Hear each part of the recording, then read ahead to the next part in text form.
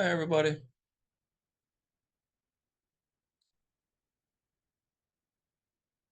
Are you guys hearing me?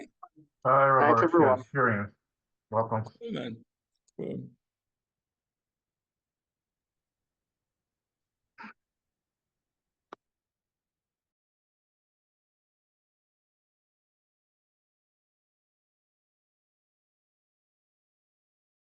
Hello. Hi, Robert. Good evening. Hi, how you doing? Oh, here, going. How are you? Not bad, not bad. Let me check my camera. Only if I have enough light.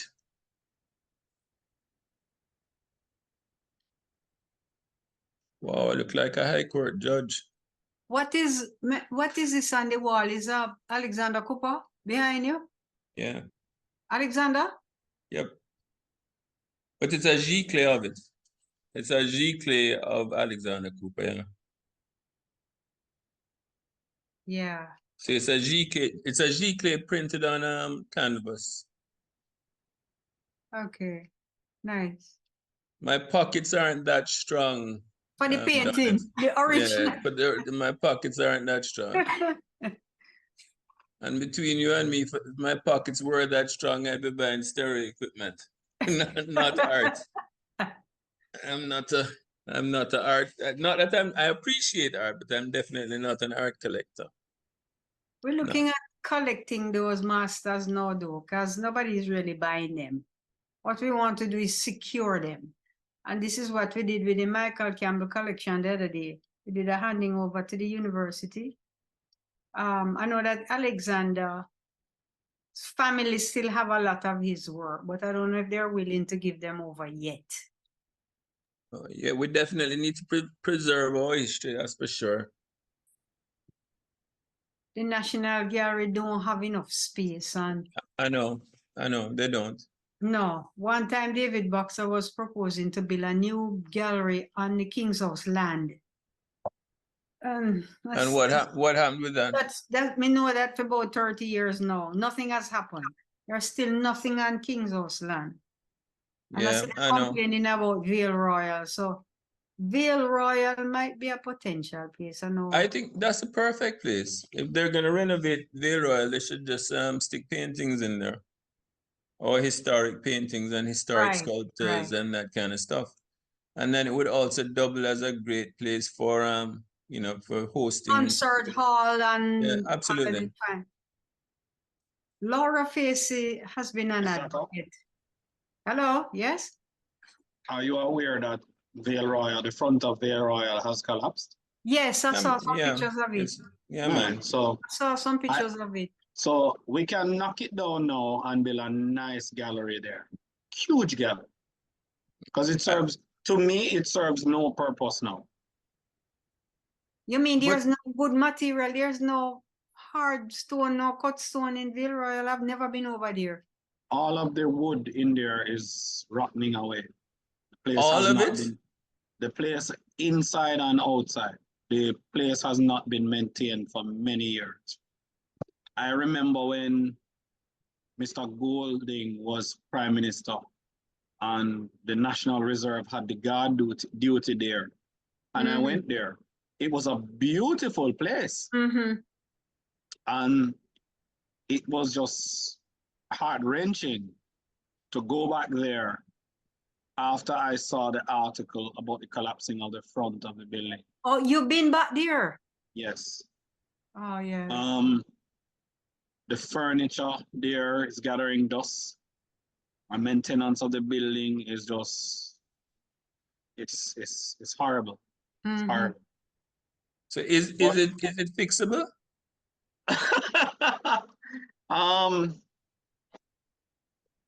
What they need for to, nobody is going around and checking on these buildings. Nobody. Absolutely nobody. Which is terrible. When you can have Vale Royal being infested by termites and collapsing in the way that it has been, and lack of maintenance, right?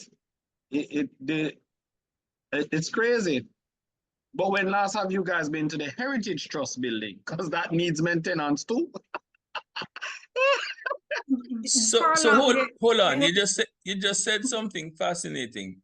There are termites in the building? Yes. There- I saw termites in one of the staircases. and how much of the structure is wooden? Basically all of it. It's a wooden Basically, building and they have yeah. building and they It have was it's an termites. old great house, you know.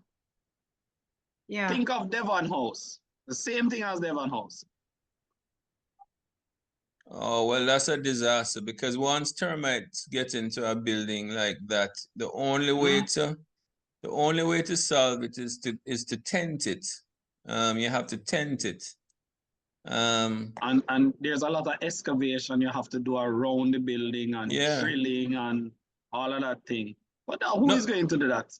I don't know, but the problem the problem with that though is with the excavation around the building, remember the termites have to go up in the wood and go down into the ground to get moisture and then go back and eat, right? So what you're trying to do is catch them when they go back down into the ground. But the problem that you have there is that if you have a large floor space, say let's say the bottom floor is 2,000 square feet, right? The chances of you actually treating all the earth beneath that You 2,000 square might feet. just have to bust up the floor in every room. That's exactly To what you'd save have to what do. you can save.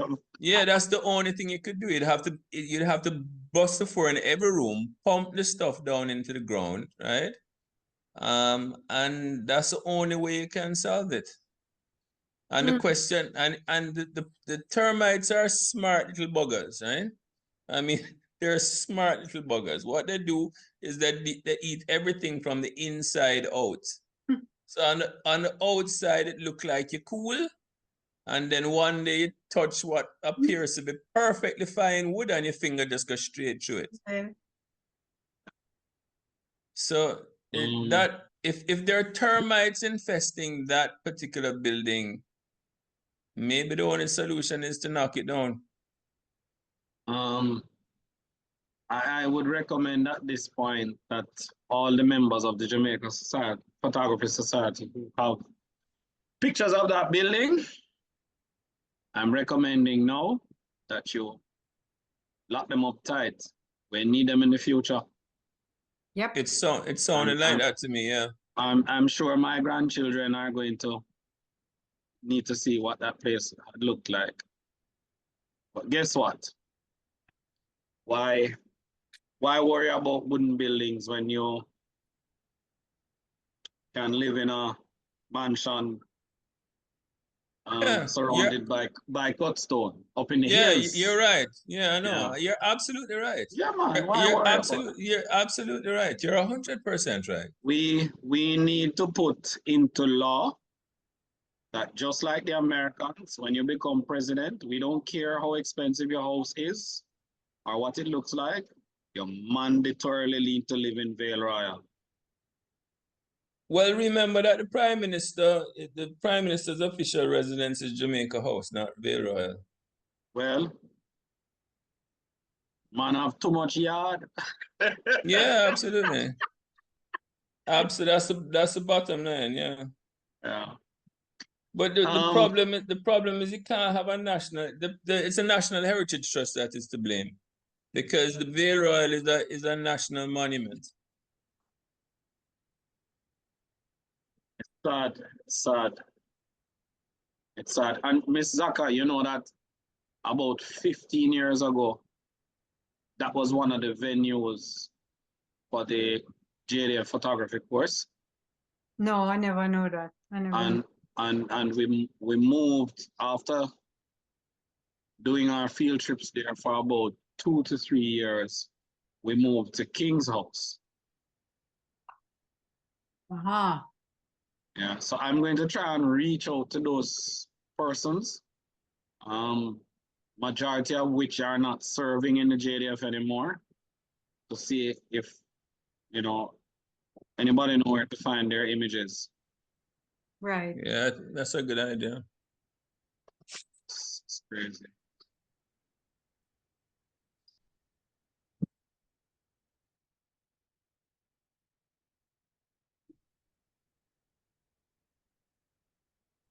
Can we say something on a lighter note? Yes, Sure, yes, go you ahead, can. Richard. Yes, Sherrod, yes, yes.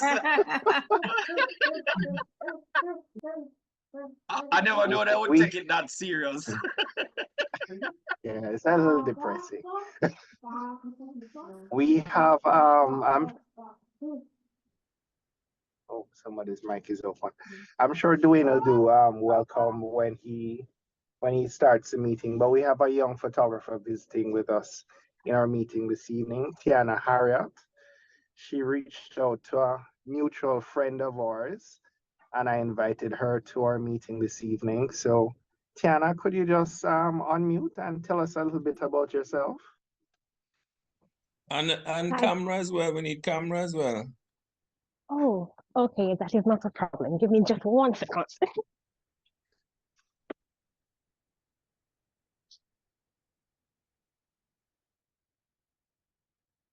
Hello, everyone. Good night, Tiana. Hi, What? Tiana. Hello, hello. Good night. Hi. So my name is Kenna Harriot. My bunny is lopsided, but we're still good. I am very excited to be here. I can't wait to share my work with you. I can't wait to learn more. Yeah, I got interested in photography maybe about 6 years ago. And I first started taking pictures on my iPhone, like everybody does. And then life happened, things changed. But for some reason, I can never let go of my passion for photography. So I'm here yet again, ready to learn, ready for a new adventure. Thank you for having me. Nice to have you. Yeah. So good stuff, yeah. Sherrod, did you tell Tiana that newcomers generally buy around? No, I didn't get to that part. Around, And what the are we round, talking here? the round is served at Boone Hall. We didn't get that far in the conversation. I am done. I am done. I am done. Let's do it. Anyway, nice to have you, The Tiana. president face light up as he mumbling up his mouth. Is it sorry, Rob? Yes, man.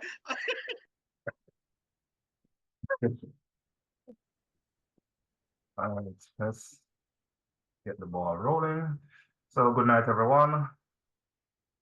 Hope all has been well with you and you had a good day and start of the week. Sorry. Before we get into tonight's round of judging, let me provide the scores for the groups thus far. So for Light Explorers, their point standing is at 19.5. Showstoppers 19.2. And the Magic Moment 21. Scores after the January themes judging, which was New Beginning.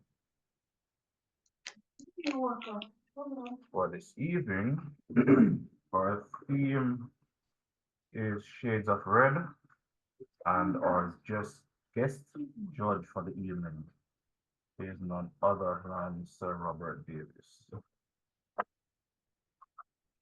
Let me just preview of images.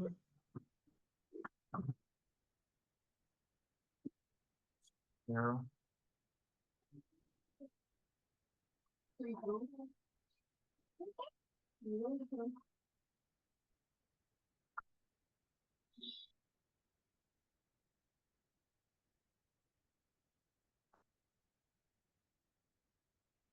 Are you seeing the screen? Yeah, I'm seeing it. Yes, yes.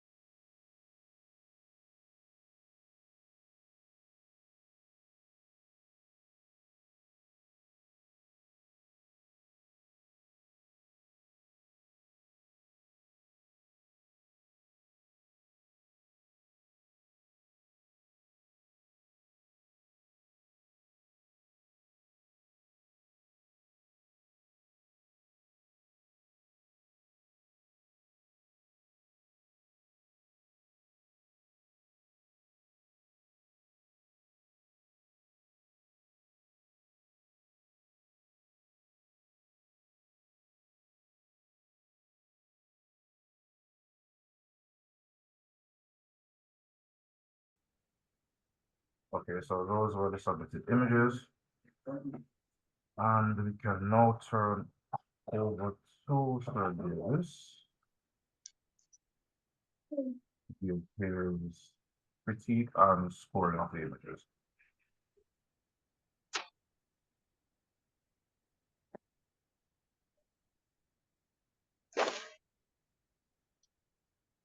I'm actually not hearing you very well, you know. I don't know if I'm the only one. I think your mic needs to be a little bit closer to your.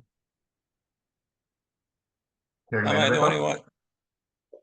Yeah, it's better. Yeah, it's better. But yeah, it's better. It could.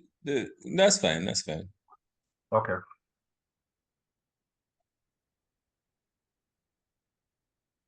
So First one on did you screen. mention anything to me or not? 'Cause I didn't hear. Or when are you going? Yes, I said I'll turn over to you now. I'll just bring the images back on individually. Oh, okay. I didn't. That's what. Yeah, I suspected I didn't hear something. All right. So, all right, guys. So, welcome everybody. And thanks for having me as a guest again. I think what Sherrard would know this. What, this is my 4th time as a judge, Sherrard? I think so. Yep, yeah, I think so, Robert. I must have done something right in the past to be re-invited. Normally I do something once and I'm never invited again. So I must have done so. I'm just kidding, guys. You need to see with me. I mean, those who know me know I suffer from a grossly overdeveloped sense of humor. But all right, guys. So let's start off. I want to, first of all, do my usual disclaimer, right? Photography is subjective. Those among us who are engineers and scientists, of whom I count myself a part, by the way, you have formulas and you end up with an answer that's right or wrong or something that's quantitative. Photography is qualitative, and as such, I'm just doing my usual disclaimer that this is what I'm about to say, and the comments I'm about to make are from my perspective. And at the end of every meeting that I've judged, I've asked the opinions of people based upon what I've actually said and my judging. So, having said that, are there any questions before I actually give my thoughts and feedback on the various images that have been shared? Okay, so here we go. No, All no, right. hold on. I wanted to say something. Sorry, Sure. a bit late. What I would like you to do is to tell us how you analyze your process. When Sure. you read the theme, for example, how did you put together a meaning? So we Sure. understand how you went about doing your judging kind of thing. Absolutely. You want to know my mindset and the basis of my subjectivity. Yeah. Yeah. Fully understood. Right. Okay, so let me start off with that. So of all of the 4, this is the 4th time I'm here, and the actual theme was shades of red.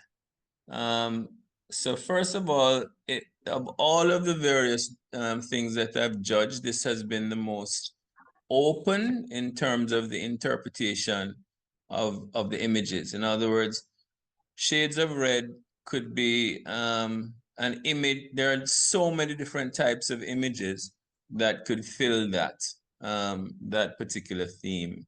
All right. In terms of my criteria for judging, I was actually sent for the first time ever a PDF in which they spoke about the various areas, meaning impact criteria, storytelling, technical excellence, and composition, center of interest. I agreed with everything there, but I need to make a caveat to that, which I've done in my other 3 judging sessions as well. I've completely crossed out. So you have composition, center of interest, and storytelling.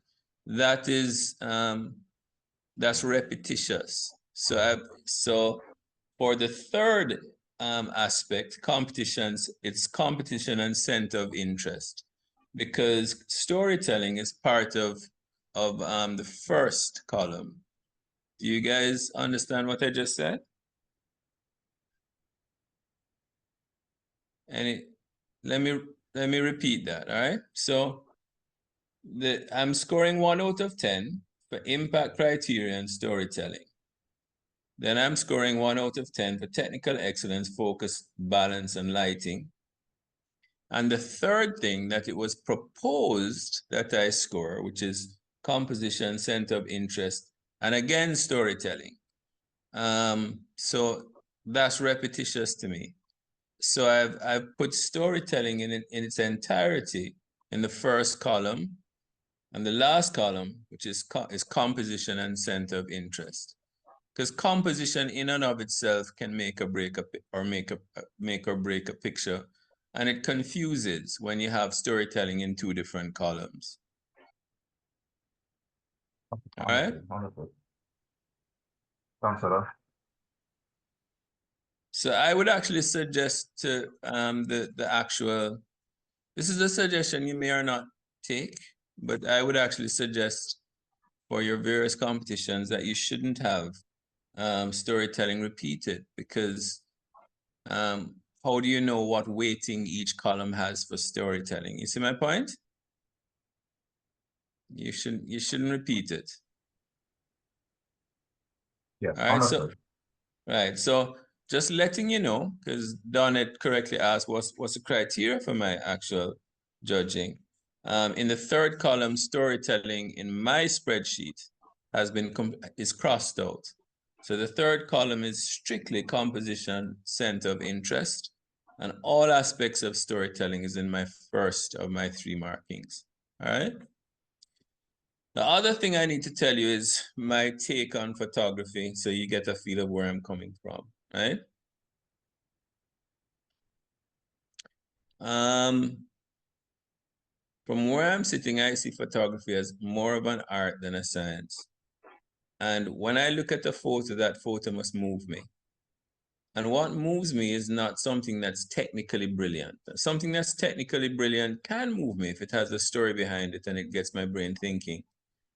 But nowadays, we're in an age of what's called democratization of technology, right? Where my 9-year-old daughter can take an iPhone, point it at a sunset, and take a picture that's stunning. Because the iPhone basically, you know, it's such an intelligent camera. It just goes in, it adjusts everything, and it looks great. The other thing is, you know, you have cameras now. I don't know what are we up to now, 40 megapixels. You have so the technology is going to be driving the excellence of the photo. So what it means is that the differentiator between you and an amateur, or you are and another photographer, is the thought that goes behind that picture, the thought, the composition, your thinking, your soul has to be behind the photo. A soulless endeavor is something that for me doesn't move me. I'm an audiophile. I admit it up front. I'm into music, and I much prefer listening to you know, the music of the 70s than the music of 2023, because in 2023 everything is perfect. The beat is perfect because it's being done by a drummer, a drum machine. Everything is perfect. Everything is you know, pristine, but it lacks the soul of a real drummer drumming in the studio. And even though the real drummer may be off a little bit every now and then, it gives a soul to what's happening. So that's how I judge. I judge based on, does this image, I give the points for technical excellence, don't get me wrong, right? But I judge, does this image make me think? Does it ask me questions? Does it move my soul? All right. So I don't know if that answers your question, Donis. And then the other things I definitely look at as well, like composition, center of image, cropping, all of those things, absolutely. But for for me, a photo or any form of art has to move my soul. So I don't know if that answers your question, Donnet, but or if you want to ask any, or if anybody else wants to ask any more questions.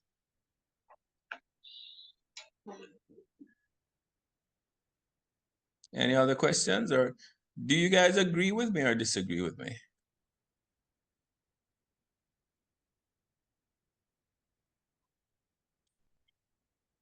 I agree. Okay, well, the thing about it is that at least I know where I'm coming from, so that you can decide whether or not you agree with what I say. All right. You know, the unfortunate thing is when you assign someone as a judge, you assign that person's interpretation of things as well. All right. So you might not agree with me, but unfortunately, that's what you've asked me to do. All right. So let's start off with the first one, and we'll start with that.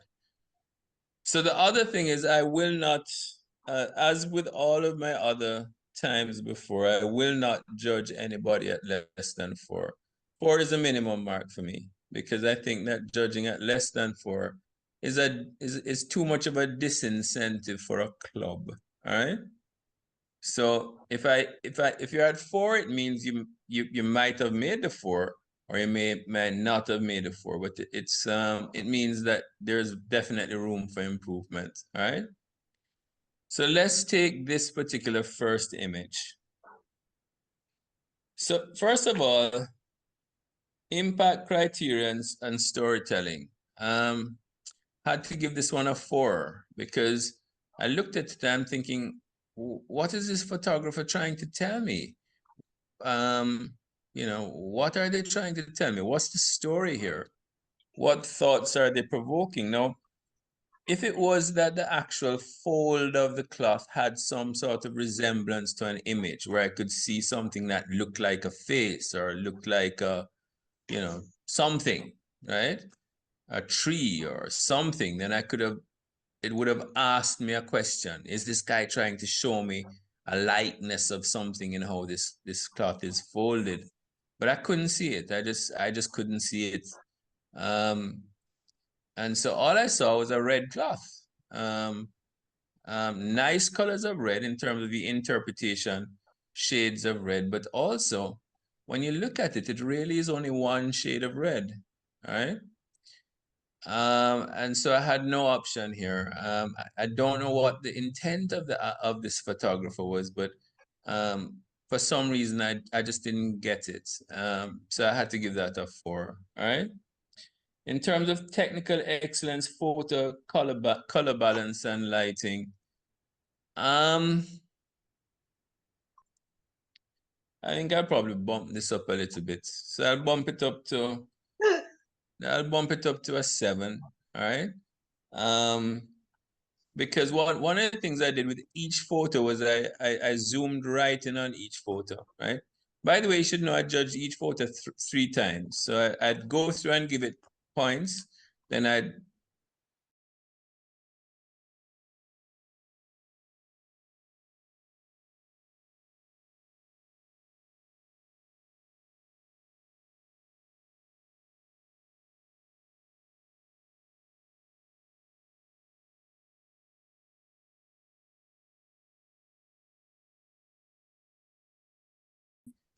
in the saturation and intensity and the shadows in the photo are not very large. You have that one crease down the middle, which is slightly darker, but it really is just one shade of red, really, with a shadow on one piece. So I'm bumping it up. I'm gonna give it a 7, right?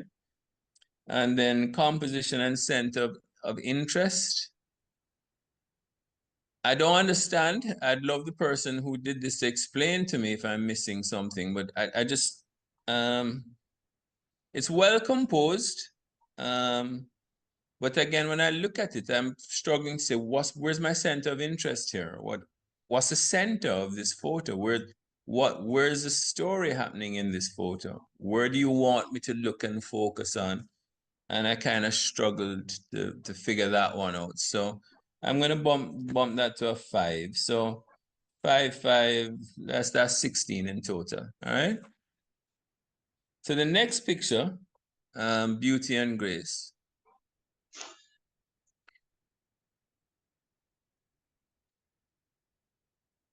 Oh, no, it should be. Yeah, Beauty and Grace. That's the next photo that I have. Can I ask a question here, right? Was this actually taken by someone in this club? Did this actually come out of the lens of someone in this club? Yes, but I don't think she's at the meeting today. I think that's Paulette's image. Yes, I think so too. Yeah. So so what, she actually went to China or something? She's actually traveling at the moment. I'm in the UK, Robert. Oh, hi Paulette, how are you doing? Not too bad. So where did you take this picture? It was a studio shot. They had models in a studio. And the background is not a real background. It's a backdrop. It's a backdrop. Okay. All right. Okay, because okay. All right. So in terms of impact criteria storytelling, all right. So remember, I need to judge everything based upon the title of what this should mean, and the title was Shades of Red. All right.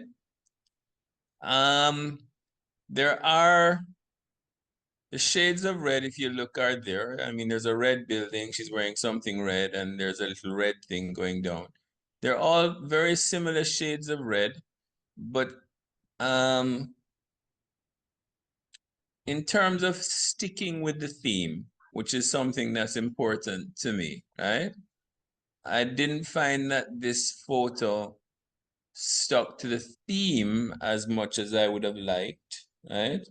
It is a stunning photo, but in terms of the theme itself, shades of red, I don't think it actually stuck to the theme as much as it could have, right? So from the standpoint of storytelling, I had to give it a 7 because it didn't stick to the theme as much as I would have liked it to. And in terms of the story that it's telling,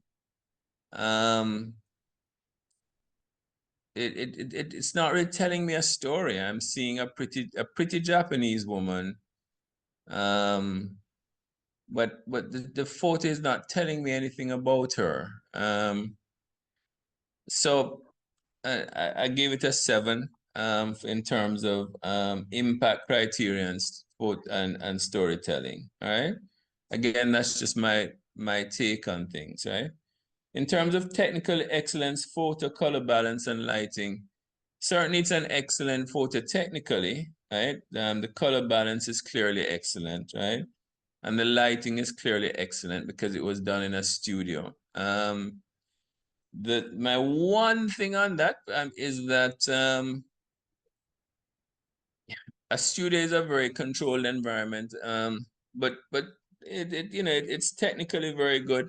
The one thing that I did do, like I said, is on every single photo I zoomed in, so I went right in to see, how good the focus is, how at what stage does it start to lose, to pixelate and whatever.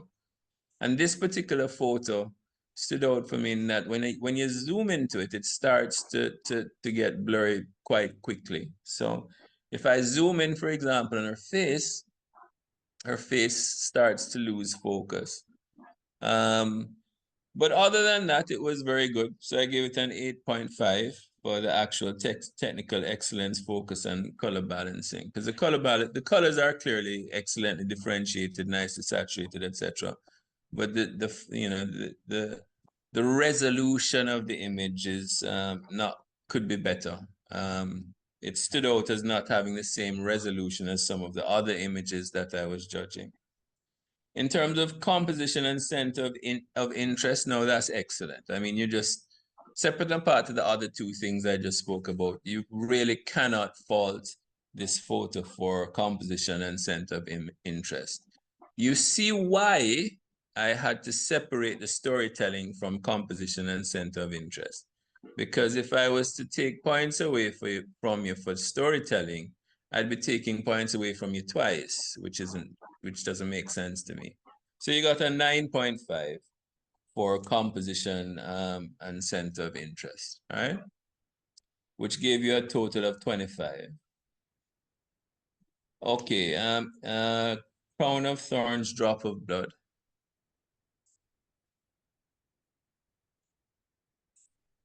All righty, so crown of thorns, drop of blood.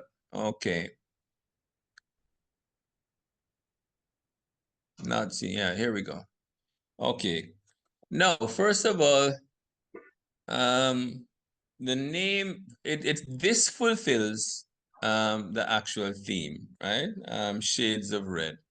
Because it's clear that your subject is red, right? And then you have the different shades of red in the middle. So definitely that puts you ahead. When I say ahead, that definitely gave you a boost in terms of impact and criteria. And impact as well. When I looked at this photo, immediately I had to look again. I said, that's interesting. It's interesting. It caught my attention. So in terms of impact criteria and storytelling, now the only thing is the storytelling was the impact and sticking to your theme, you were spot on in my opinion. The storytelling did leave me a little bit, I'm not sure of the story that you're telling. I mean, it was hard to figure out the story you were telling, right? Beauty and grace, sorry, grace, what's the title of the thing? Sorry, crown of thorns. Crown of thorns, drop of blood. So the one thing I'd say is certainly impact, certainly sticking to the theme. Just the story, I wasn't quite, I didn't get what the story you were trying to tell me was. I don't know where the drop of blood is, because if I was to assume that the drop of blood was one of the centers of the actual flowers, you have 4 flowers. Drop is singular. So it was a little bit confusing in terms of what you're trying to tell me with this photo. But other than that, you know, for that particular section, in terms of impact criteria and storytelling, you definitely I gave you an 8 for that.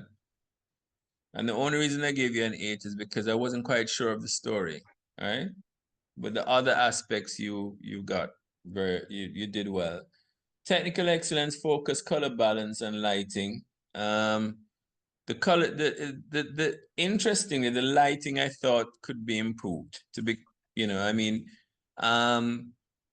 the red could have popped a little bit more. I don't know, you know, I mean, you have a great dark section to the bottom left, which is nice.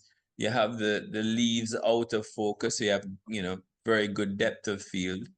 You know, when I say good depth of field, I don't mean a large depth of field. I mean, you have a narrow depth of field, but you have the out of focus and then the in focus, which of course is, you know, it takes skill to do. I just thought that you know, the colors could be just a little bit more vibrant.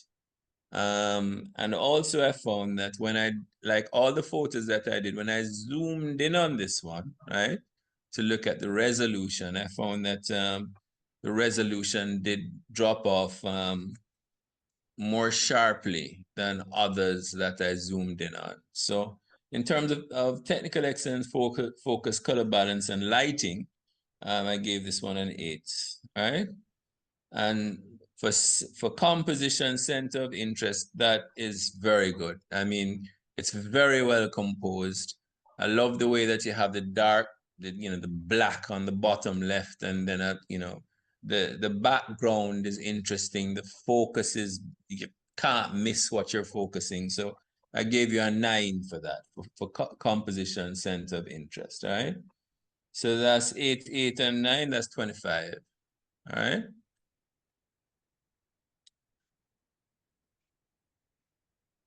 So next is fruity.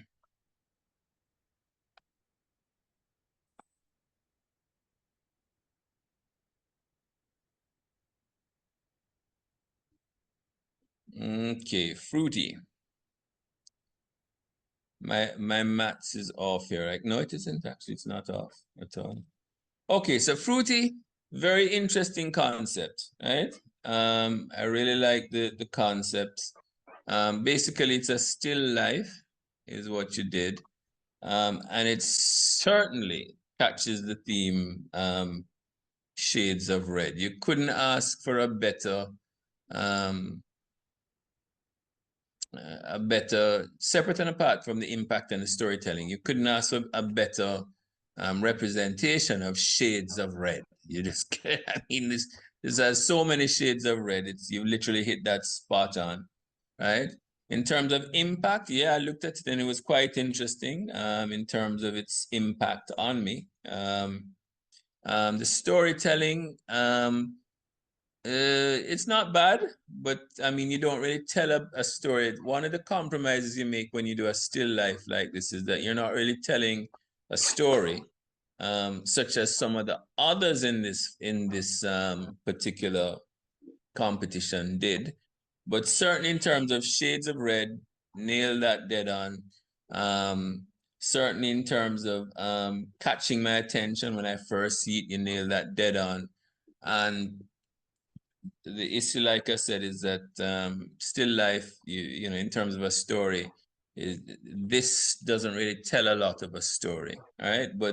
But still, I didn't mark it down badly for that. So for that section, I gave you an 8.5, all right? In terms of excellent focus, color balancing, and lighting, could not fault you on that. I just simply could not fault you on that. So I gave you a 9.5 on that. And that's pretty self-explanatory. And this is where I want to point my attention out to the people that to Beauty and Grace and also Crown of Thorns. With this image, I could zoom right in and nothing lost focus. It was just, I could literally zoom in on any part of this image and it was like it was still the image. Didn't lose any sort of resolution whatsoever. Super sharp, right? Now that may seem a little bit tough, but the thing about it is that when you do an image, you want to know that the image can be blown up to the size of a wall if you want to, right? And that's where that comes in. Which is why I think it's actually important, right? So even if you can't see it, when you zoom in, it should hold its integrity so that I can make it big if I wish to, right? Because we're striving to be better than the average photographer here, all right? And this one stood out as one that just did not lose its resolution. I could blow this one up to the size of a billboard and it would look just as sharp, all right? In terms of composition and center of image. Now, this is something that's in my last judging I actually mentioned before. So I'm gonna just minimize something here. So the one thing I'd mention in terms of the composition for me wasn't quite consistent with what I would consider first class, right? One of the things, if you look at the top left hand and the bottom of the image, you'll see some blue strips. Do you guys see them? So the way it's cropped, you've kept a blue strip at the top and a little blue piece at the bottom, which really shouldn't be there, but that you cropped it so that you could get the top of the bottle where it is, right? You obviously couldn't open it up some more, but that took away a bit from your composition. And the second thing as well is when I look at it, right? I find that the image itself, the focus of it, the composition is just, for me, it's a little bit off. I'm not saying that the glass of fruit should be in the middle. I'm not saying that at all. But if you look at the top right hand of the image, that top right hand, there's just a little bit, it's too much of generic compared to, for example, the center and to the bottom left hand. So there's so much going on with the fruits and the glass and so forth there's too big an area on the right-hand side of nothing really going on except the outer focus top of the red table. So I'm gonna have to be a little bit harsh on that. Not too harsh, but I gave you an 8 for that. And that's the reason you got an 8 instead of a higher mark. All right. So who wants to add up that one for me?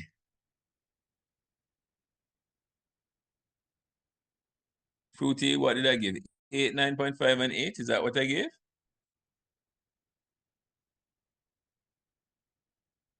You got 8.5, 9.5, and 8. Right. So that would be 26. All right. So next comes in hiding. And now you're going to hear about my biases. All right. So the question that Donnet asked me is going to come through fully in terms of how I think and how I view things, right? So first of all, when I saw this image, I went, wow. Straight up, impact. I went, wow, right? In terms of hitting the mark, in terms of shade and shades of red, you could not have done better. I mean, the number of shades of red in this is stunning, right?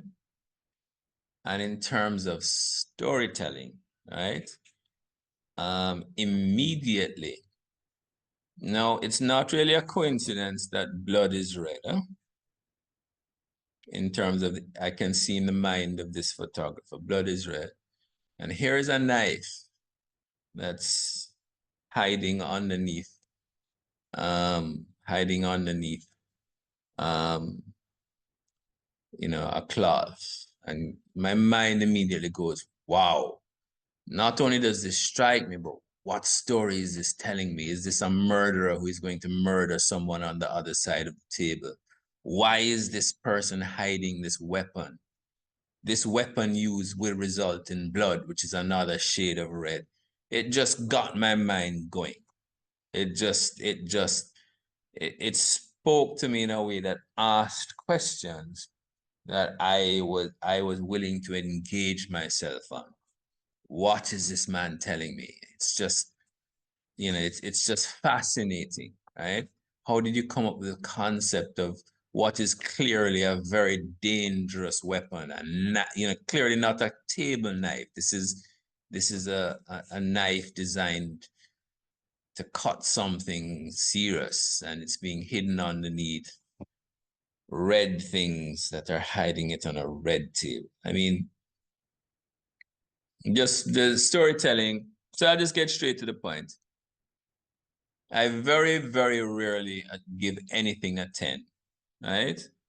Very rare. You have to be extraordinary for me to give you something at 10. But in terms of impact criteria and storytelling, I had no option but to give this a 10. All right? So whoever did this, yeah, very well done. In terms of technical excellence, focus, color balance, and lighting, when I look at this photo and I see the lighting at the top of the table, and then as the table comes to an edge and the edge falls down, the whole lighting on that edge of the table is different to the lighting on the top of the table. The way the light tapers off on the bottom right as opposed to being bright at the top left and the top. The way that you have that the silvery part of the knife just glinting and glowing without a reflection. Brilliant, right? So technical excellence, focus, color balance, and lighting, a clear 9.5, right? I just felt it would have been a little bit outrageous to give you 2 10s. I very rarely ever give a 10, but 9.5 for sure, a healthy 9.5, all right? In terms of composition, center of interest, basically just brilliant, right? By the way, this is another one of these images that I zoomed right in on, and as far as I zoomed in on it, it kept its detail, it kept its resolution, it kept it. This is something, this image could be blown up to a billboard and it would look exactly the same, right? In terms of composition and center of interest, again, like I said, I very, very rarely assign a 10. So I gave you a 9.5, but that's just because, you know, it would be outrageous for me. A 10 means that it's something that's better than I see on my screensaver for my Chromecast, right? So I gave you a 9.5, right? But let me congratulate you on the only 10 that was given in all of this. And like I said, when I give a 10, that's like giving Bob Marley a 10 for being better than everybody else at reggae than anybody else who has ever come before or after him, right? And that 10 is something to be proud of. And that was in your impact criteria and storytelling and nailing, just literally nailing the theme of the photo competition, which was Shades of Red, all right? So 10, 9.5, 9.5, that gives a total of 29. And I can only say I find this photo brilliant. So Lingering Christmas, let's go to that one. Okay, Lingering Christmas I found quite interesting, right? The story is good. The story is good. So the story that I saw from this was somewhat, you know, it's faded. What are those? Poinsettias? Faded poinsettias. So it's someone who is taking Christmas further than it should go, which it's like almost like trying to hang on to Christmas, which is a great story. I mean, just the name and the image come together well for telling a story. And I like when an image tells a story, all right? In terms of nailing the shades of red, less so, but I can see why you made the compromise. In other words, if everything was red, then you couldn't be telling the story Lingering Christmas because the poinsettias wouldn't be fading, right?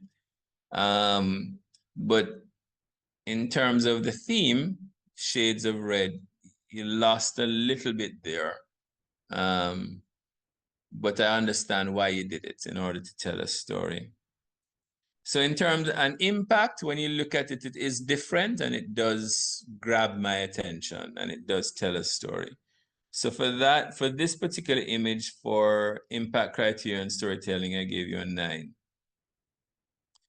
But technical excellence, focus, color balance, and lighting, right? It's good. It's good. It's good, but it's not. It's good. It's good. I'll give it that. It's good. Again, I zoomed in on this, and it kept its resolution.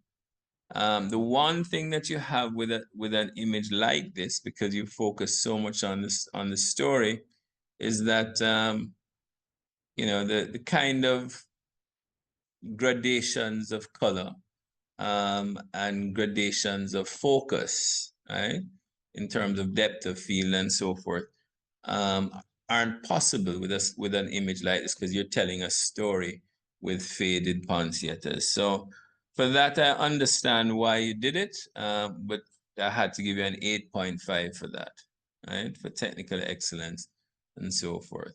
By the way, when I actually do score for technical excellence, I also look at how difficult it was for you to take the picture. All right, so I gave you an 8.5 for that.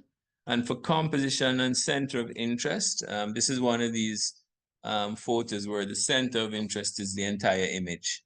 So, for example, the center of image in hiding, the center of image was clearly the knife. And, you know, the knife and the handle of the knife underneath, and that's the center of your image, of your focus. This is just as valid where the entire image is the center of interest, and you actually got that fine. So I gave you a 9 for center of image, of interest, right? Composition and center of interest. And the composition is also excellent. It's well propped. Everything has its own space. So I gave you a 9 for that. So lingering Christmas, you got 26 for this image, all right? And what I like about this, whoever did this, is that you took your time to try and tell a story with a picture, which is to be commended, all right? So next comes Sleepless Nights. Now, this is also one of these that I really have to commend you on this. So again, one of the things that I look for in an image is, has it been done before? So for example, I've seen many stunning images of sunsets, and I think, wow, that's a fabulous looking image, but it's been done 50 times before, more than 50 times, right? I can pretty confidently say that this image is unique, right? And I can also pretty confidently say that anybody that sees this image is going to say, what is this person trying to tell me? And one of the things that it tells me is that here is someone who is trying to sleep, and there is some sort of disco or nightclub or some place that has a red light where there is activity going on, which is intruding on your bedroom, which you can tell by the grills, and keeping you awake, right? Now, I don't know if I got that right or not, but the simple fact that I actually formed an entire story in my mind because of this picture is what I'm talking about in terms of a picture telling a story and getting someone to think. And as a result of looking at this picture, my thoughts immediately went, what is this person trying to tell me? And a whole story just came into my mind. All right. And that's what you want with a picture. Even if the story is wrong, at least the viewer has been told a story, at least in their own mind.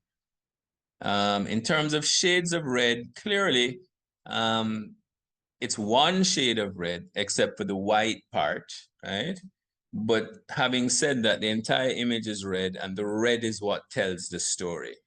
So as a result of that,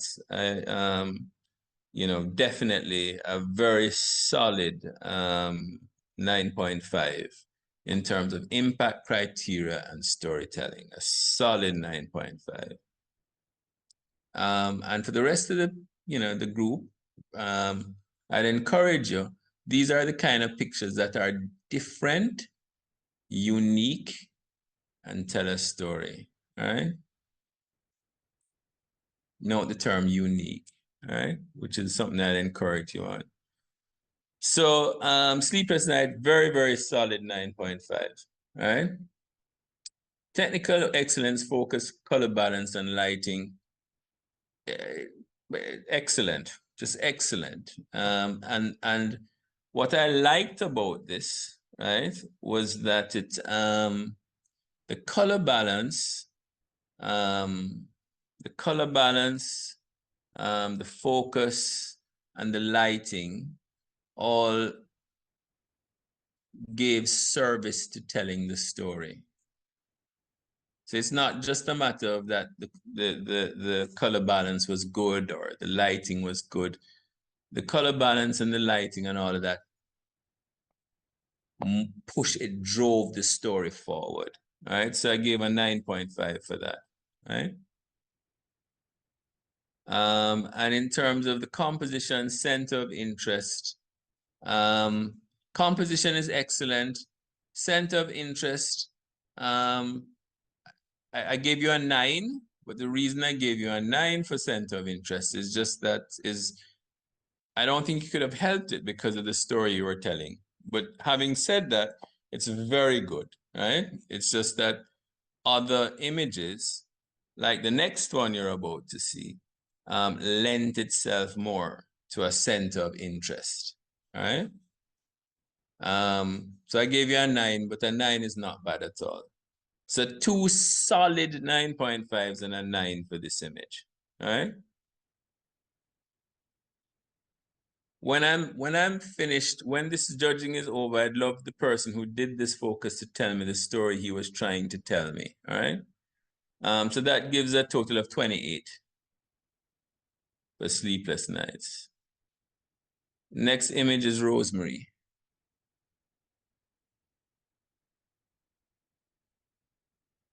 Okay, this was interesting. So in terms of impact criteria and storytelling, it's well cropped, it's different. It's certainly nailed it in terms of shades of red, the red rose, the red t-shirt, the red lipstick, and the red earrings. You definitely nailed it there. So that definitely gained your points. The question I needed to ask though is, what story is this telling me? What's the story here, right? And I struggled a bit to figure out the story because it's a woman with a rose in her hand. Which the story could definitely have been strong, but you nailed it in terms of sticking to the theme of shades of red. That was well done. You nailed that. But the lack of any ability to come up with a story based on the image did kind of knock you down a few rungs. So I actually gave this an 8 for impact criteria and storytelling. All right. In terms of technical excellence, focus, color balance, and lighting, they're all good. You know, the colors work well together. The colors work well together. You know, it's a nice image. So I gave it a 9 for that, right? In terms of composition, center of image. Now, this is actually one of these subtle things that, in my opinion, separates the casual photographers. That's probably not the best way of putting it. It's the differentiation between an excellent photograph and a very good photograph. So let me tell you where you fell down in terms of composition and center of image, right? It may seem minor to you, but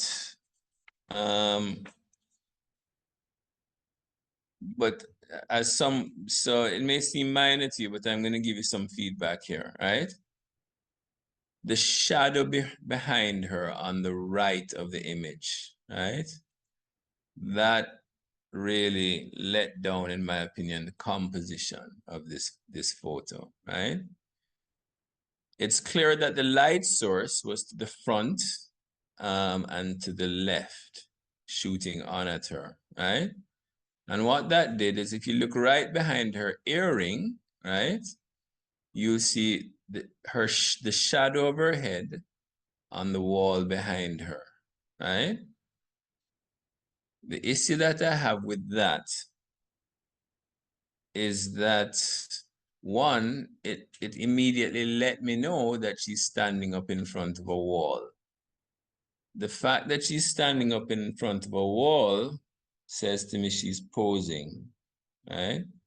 And not only is she posing, she's posing in front of a wall. Why does someone stand up in front of a wall holding up a rose to her lips? It left me a little bit, that left me a little bit, it took away from the image.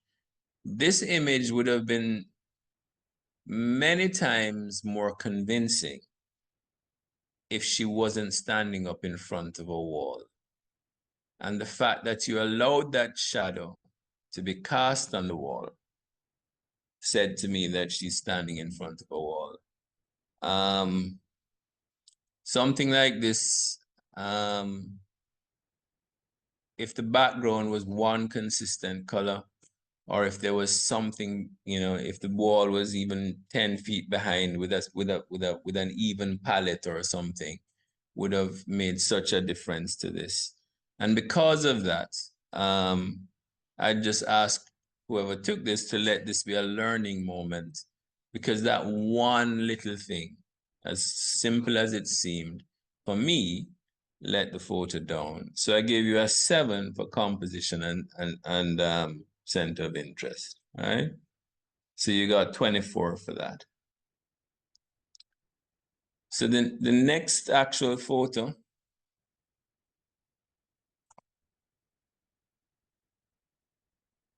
is shades of sorrel. Okay. So I found this. So here is this image kind of reinforces what I just said to the person who did rosemary, right? The picture and the glass are standing in undefined space. So the background doesn't take away from the story. So that's not actually a judging of this image. I'm just trying to strengthen the point that I'm making to the person who did rosemary, right? So let's look at shades of interest, right? First of all, impact criteria and storytelling. It's unique. It's a unique picture. I've never seen a picture like this before. In terms of its impact, I look at it and it hits me, right? It really is a very strong image, right? It's a very strong image. It's unique. It strikes me when I see it. I look at it, and in terms of sticking to the actual theme, shades of red.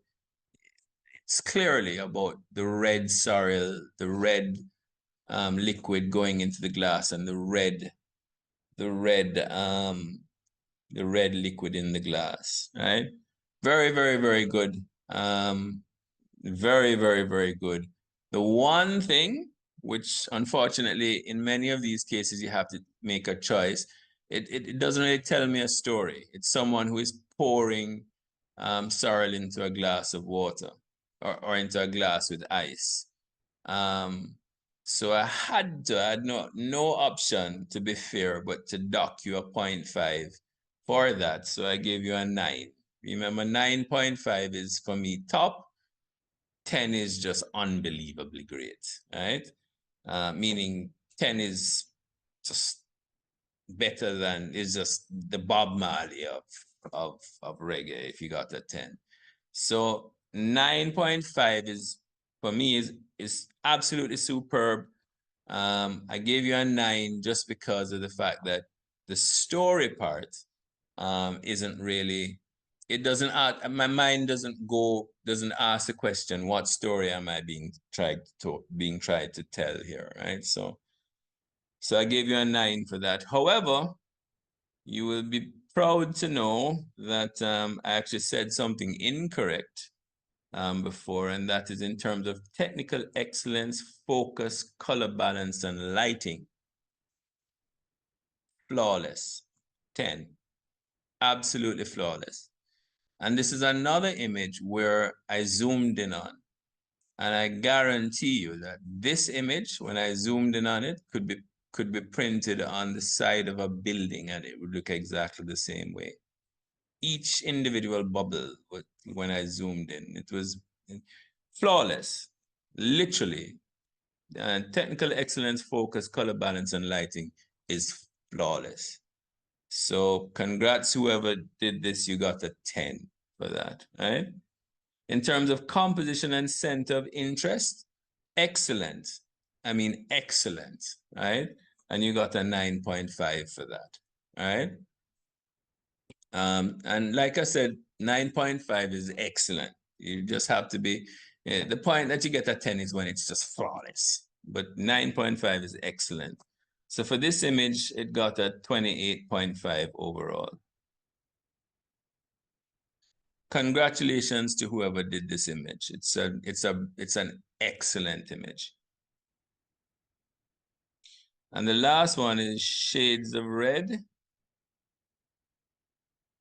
Okay, so this is another still life, right? Again, just overall an excellent image, just excellent, right? Impact criteria and storytelling, 9.5. And the reason for that is looking at it, the impact is immediate there. I look at it and I want to look at it again. In terms of storytelling, it does ask a couple questions. You know, was this person painting before? Why were they painting? Is that canvas? It just asked a couple questions that it had a story to it, even though it's still life, right? Not sure what the story is, but it certainly opens up my mind to asking questions. So 9.5, you definitely nailed it in terms of impact and storytelling and sticking to the theme. You know, there's so many different shades of red here. And putting together this still life image is excellent. So I give you a 9.5 for that, a solid 9.5. In terms of excellence, technical excellence, focus, color balance, lighting, again, excellent, cannot be faulted, just excellent. Color balance, everything is excellent, cannot be faulted. Again, I zoomed in, everything kept its resolution, 9.5 for that, a solid 9.5. And in terms of composition and center of interest, again, excellent. The composition is excellent. It's an excellent example of the genre of still life, 9.5, right? I will make one comment. All of those 9.5s were very solid 9.5s. So that got 28.5 as well. And that's it. So I don't know who won. Yes, I can see who won. I actually can see who won. And who won, I thought, was just nailed it right across the board. Two excellence and just an absolutely unbelievable. So that's it. I hand back over to the chairman. All right, thank you, Robert. I'll open the floor for comments, questions to Robert. Hi, Robert. This is Bruce Taylor. Yes, Bruce. Good. Glad to have you with us again. I knew this was quite a challenging evening to judge. You know, It with was. so many excellent high quality images. So I didn't envy you. I also did like the one with a knife. But there are just a few minor things that I noticed that you didn't comment on the tip of the handle of the knife that was cut off. It's not a big thing for me, but you were so detailed and you never mentioned that. I just wonder. Can you bring it back up for me? Let me look at it. Bring back up the image. Can the chairman bring back up the image for me?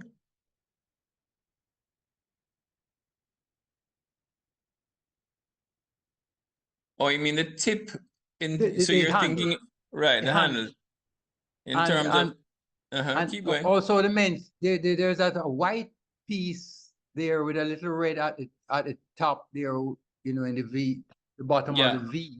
I just wondered, you know, you didn't comment on that. And you're saying that I should have taken off marks for that? If I was judging, I would have said I would have been happier if I just saw that.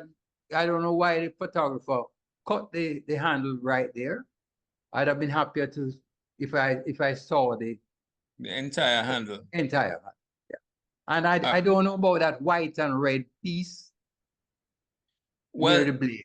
This is actually one of the things that where subjectivity comes into play. I actually like the white and red, please, because it adds more interest for me. And in terms of so this is where subjectivity comes in, right? I actually, the fact that you saw that the edge was cut off in terms of the crop, right? That would have been composition and center of interest. Remember, I gave 9.5, not a 10. For composition and center of interest. For Robert, me, it wasn't. Don't misunderstand me, Robert. I don't have a problem with the white and red piece. You know, it's interesting. but you didn't mention it. So I just wonder. Oh, no problem. I understand your point. It just fit for me, so I didn't think I needed to mention it. And I think that the sheer impact of the story and the whole composition just it was, for me, it just fit, if you get what I'm saying. Yeah, man, I get you. Right? And this and your comment actually is interesting because it shows how different people see certain things subjectively different. Some things bug people differently to how it bugs other people. And that talks to the subjectivity of this particular hobby that we're all involved in. I just love the image. I just have to be honest with you. I just loved it. It was just one of those things, and the fact that the edge of the handle was not there didn't take away from the image for me at all. But again, remember, in terms of composition, center of interest, it got 9.5 and not a 10. It got the 10 for storytelling, criteria, and impact. But thanks for that feedback. I appreciate it. I actually didn't see that myself. But even having had it pointed out to me, it doesn't bug me. I think allowing to have to include all of the knife would lend the knife as subject to the composition and not the colors. Yes, I agree with that. Bruce sees the knife because it is there.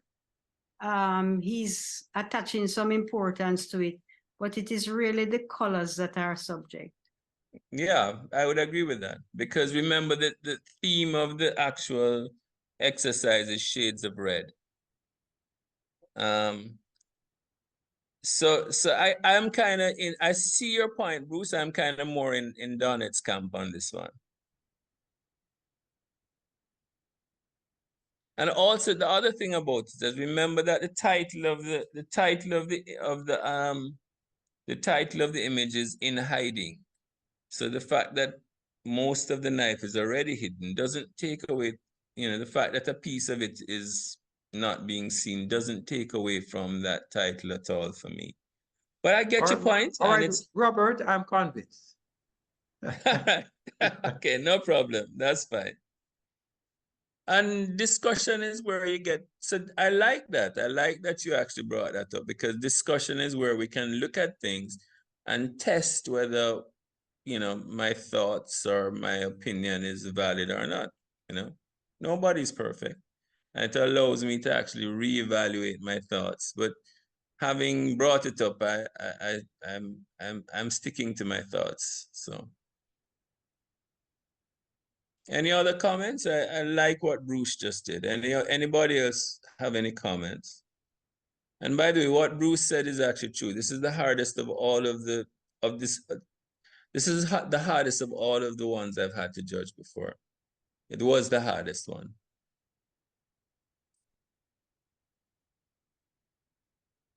Any other comments? I think assignments like these really mean exploring.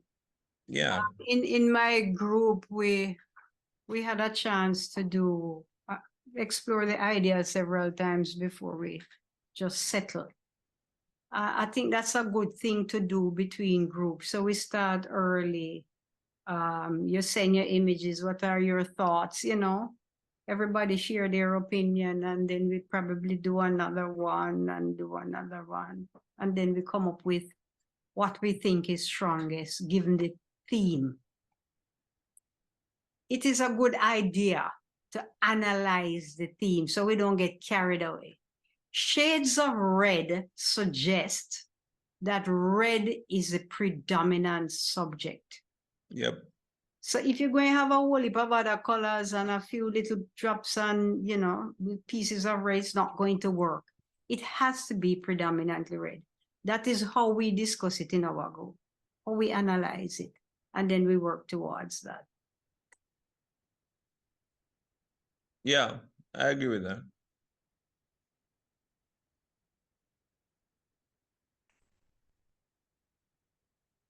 And interestingly, actually, if you look at the photo, Beauty and Grace, think about what Donnet just said, right? Beauty and Grace is a stunning picture, right? It's well composed, it's interesting, but it didn't hit that theme, Shades of Red, as well as it could. In other words, the image was very interesting, a great image, but it didn't stick with the theme Shades of Red as well as it could. And that's kind of consistent with what Donnet said. And that's why it didn't score as high as many others in terms of that first thing, which was your theme, your story, your storytelling, and sticking to your theme. So thanks for that, Donnet. I do agree with you on that. I hope we'll give the photographers a chance to tell us about their images as usual. Absolutely. The high scoring ones. Particularly want to hear about the sorry and how it was done. Absolutely. And I also would love to hear about Sleepless Night. Whoever did Sleepless Night, I'm fascinated to know what you're trying to tell us in that image. I found Sleepless Night to be an outstanding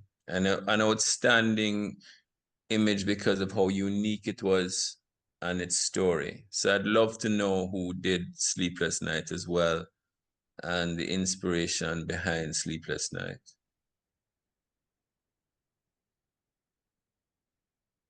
So, Mr. Chairman, I think it needs to be you who calls out the various people to explain. That's not for me to do. Yes, I was just recording the scores. So far we have the top 3 images, starting with the image I scored 29 in hiding. That's Donnet Zaka.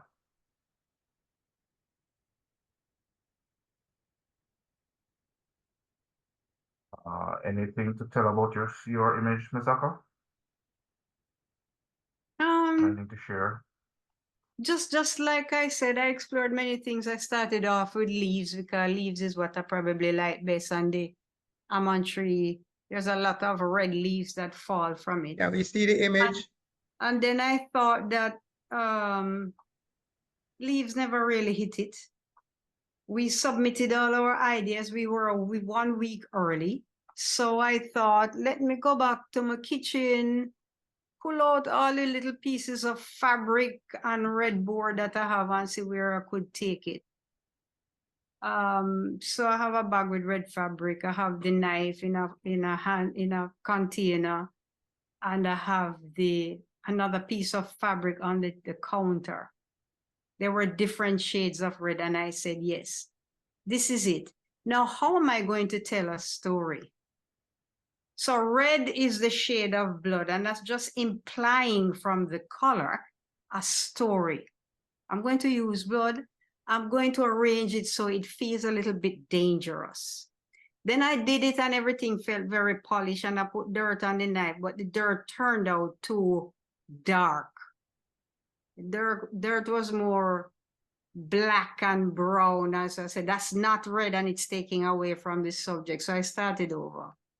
Wash the knife, shine it off, and put it back. The emphasis had to be red. I never ruled out the little bit of white in the composition because it lent to a little bit of contrast, but it never dominated the overall composition. I think I included the handle of the knife several times, and I thought this story is not about the knife. I will end where the red on the handle stops. So that was very well calculated, just to answer Bruce's question. It was an exciting competition, I thought. There's a lot to do and a lot to think out. It could not be a face. It could not be too much of a white background. I was thinking predominantly red. And that is what I do for all of the competitions. I analyze the topic and then I go for it. Can't go wrong. Analyze the topic and make sure it is saying exactly what you want. Hope that the judges will see it. Well, I saw it. You notice that I actually stated that it didn't escape me that red is the color of blood.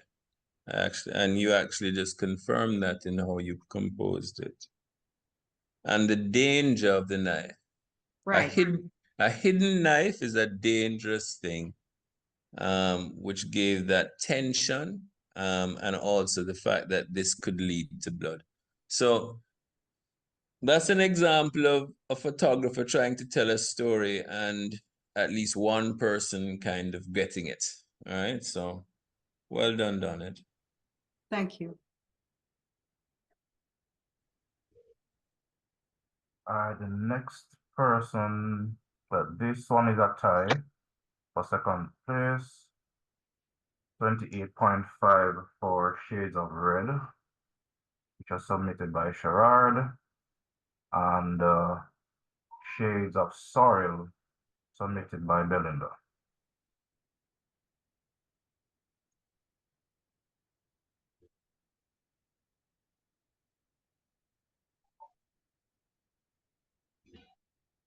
I think you need to call out each one to speak. That's how nobody going to speak unless you put them on the spot. Mr. President, I'm suggesting that we ask the newcomer for her views. That's an interesting take. All right, if she's willing, I'll call on her after the other image. It's Belinda. You're here, Belinda? Good evening, everyone. Yeah. Yeah, I'm into food photography, and I was actually practicing splash shots with the sorrel because I want to do some photographs with Jamaican food and drinks, and it coincided with the theme of red, so I submitted it for this month's theme. If anybody has any questions, feel free. It was backlit with a softbox. Did you shoot it with the bottom of the glass? I have an image with the bottom of the glass, yes.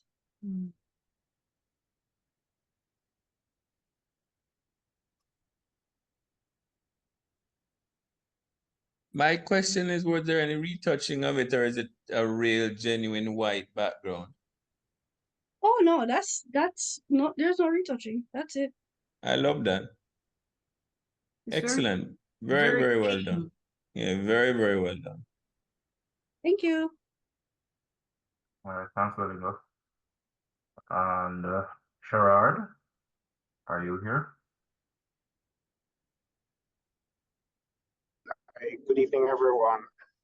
I must apologize that I didn't hear the comments on my image because I was actually driving through Stony Hill and I hit a dead spot. So in terms of the image which I took, I dabbled in a bit of painting for a while, and I still have all my paints and that kind of stuff. And one of the first exercises that you do when you're painting is in terms of blending colors. You have basic colors, and then you are supposed to create other colors based on the limited colors that you're provided with. And so when I thought of Shades of Red, I went through my toolbox and found only 2 red hues in terms of paints. And using those 2 red hues along with a bit of white, I was able to create other shades of red. So I thought that fit into the theme. So I did some painting first, and then I took a picture of it. So that's the image that I produced.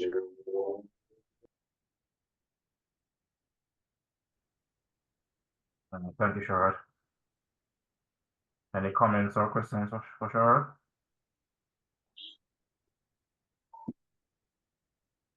I also think it's interesting. What I did though was to try to read everything on the containers. I look at the brush, I look at it is saying a lot.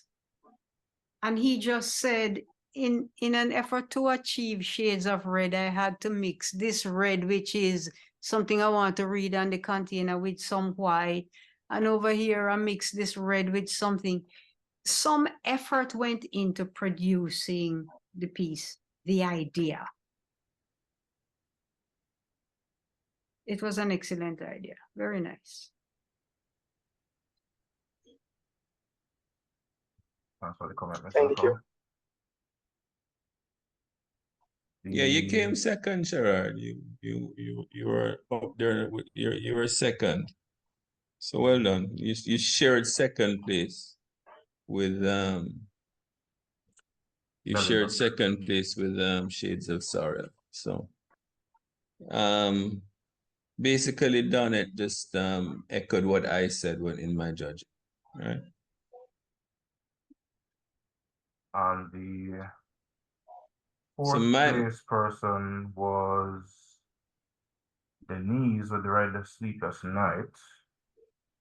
Yeah, I would love to hear Denise. Denise, I'm fascinated and spellbound. Please explain your photo. By the way, being fascinated and spellbound is what it's all about. Huh? So go. I'm fascinated to hear about this photo. Oh boy. Robert, I'm almost embarrassed because you know that I think creativity is a spark that we all have. We all have these sparks of creativity. They come to us, flashes, and in a way, I don't think there is a creative person because we're all creative beings. But there are times when we are more creative than other times. And this is what happened to me with that picture. I'm here thinking shades of red, wow. What do I pick from among my photos that I take all the time? I'm always taking up my camera and snapping something. And I'm looking through what I have and I see this image and I say, let me read it up. I've laid down in my bed and I'm looking up at the ceiling and there's a light coming in through the window. It's morning light, I think. And I said, let me just read it up. And so I filter it until it's red. And I say, if you're lying in your bed and you're looking on your ceiling, it's like you've just woken up from a dream. So my first thought was restless dreams. You wake up and it's this red, dangerous dream. That's what was really in my mind, Robert. A dreadful dream that you had woken up from.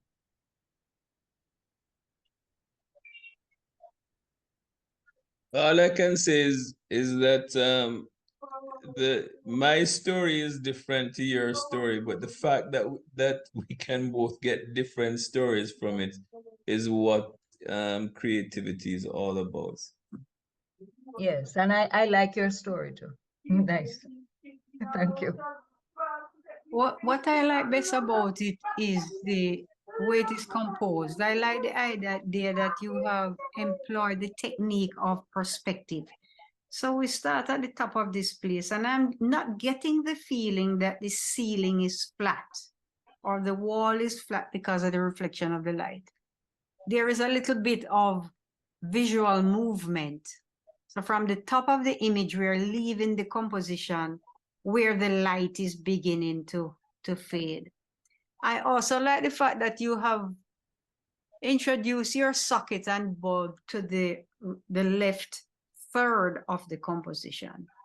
Yep. Me and too. the shadow is of the bulb is falling in the top third of the composition. So it is nicely composed.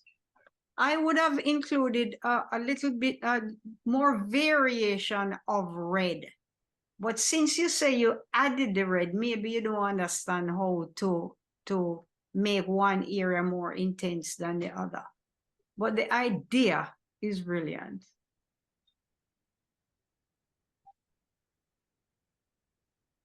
That perspective is really taking us on a journey. We are going out. So you're waking up from your sleep.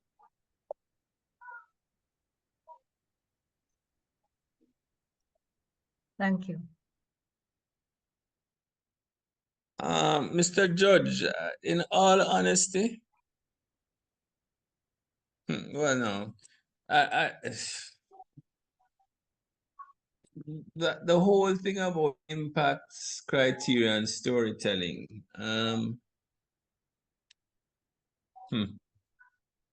Anyway, no, let's keep it as it is. But let me just say that that is it's bordering on a 10. It's not the 110 that for the what do the rest of you guys think? I mean, do you think that this image in terms of storytelling, impact, uniqueness, and stirring of your imagination, do the rest of you think that it might just squeeze over the line from a 9.5 to being exceptional? I'm asking that question. For me, it could. At first glance, when I saw the image, I thought of an electrical fire. Reason being, if you notice, the blacks in the receptacle and the bulb look somewhat like something that was burnt.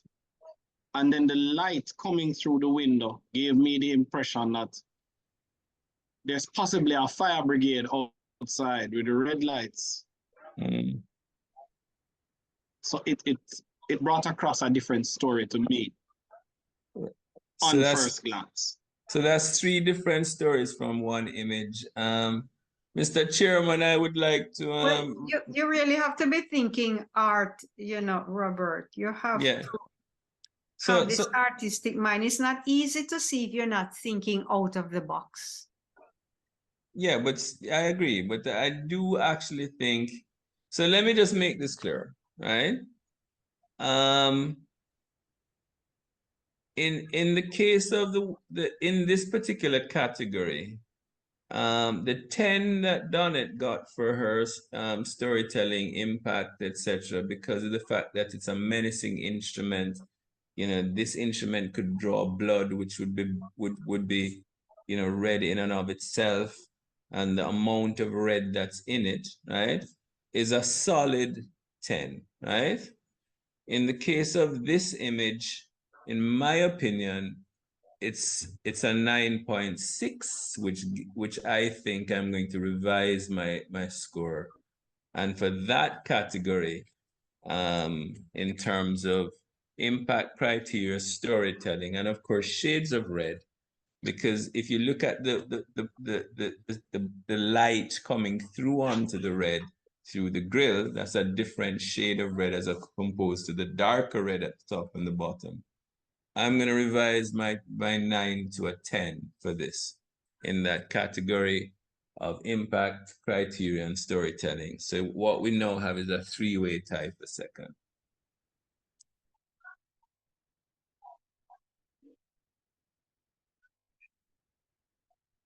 Have you noted that, Mr. Chairman?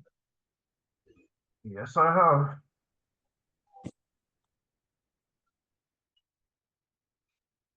And as Donnet was saying, and which is what I've consistently said, anything that makes you think, makes you come up with stories, makes you is art. You've now crossed that border of art. And if you think of that one image, all three of us had different stories in our mind just from that one image. And that's just the three people who spoke. And that is art, right? Where photography crosses the line to art. Well, is there anybody else that disagrees? And then what is their perspective? Belinda, for example, what do you think? That's a good question. I'm gonna listen. I'm muting my mic and I'm gonna listen from you. I'm sorry, I didn't catch the last set of comments.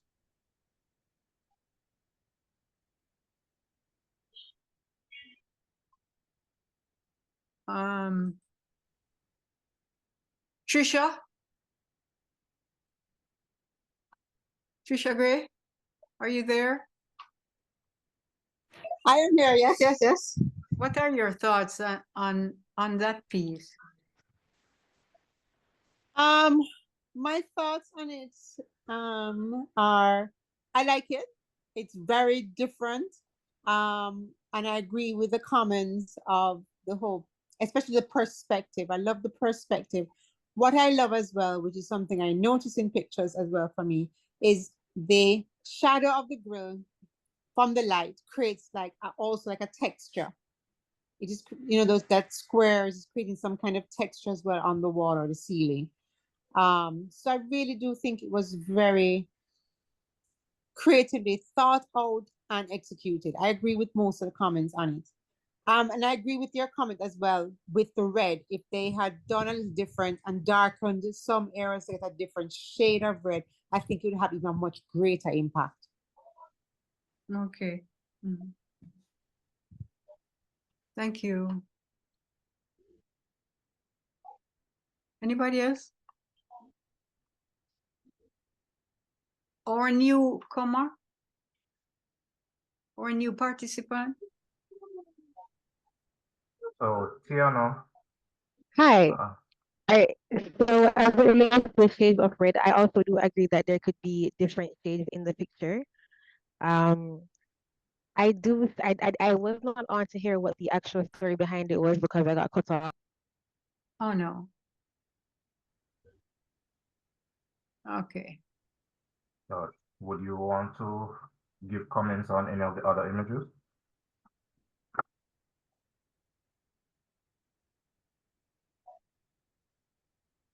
She might be having problems. Yeah. Vidal, Dr. Vidal? She got cut off again.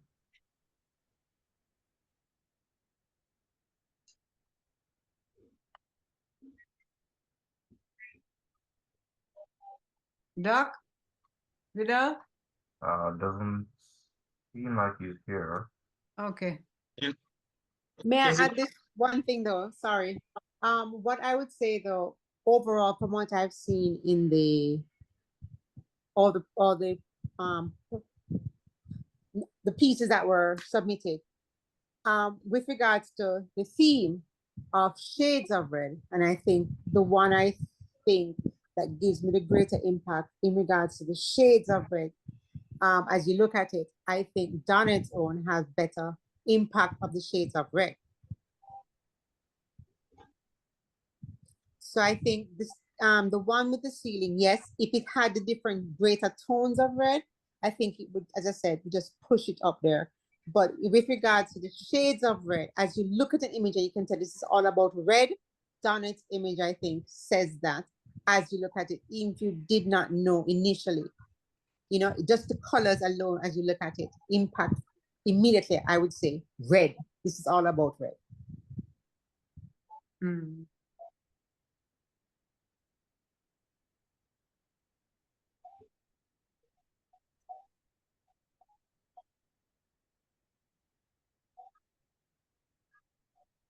Is it possible to go back to the sorrel shot?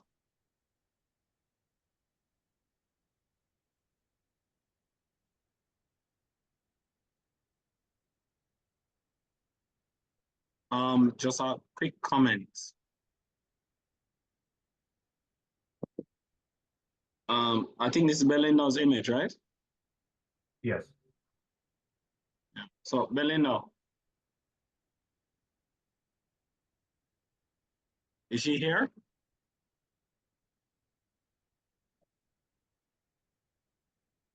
No, yes, no, Yes, Belinda? I see her on.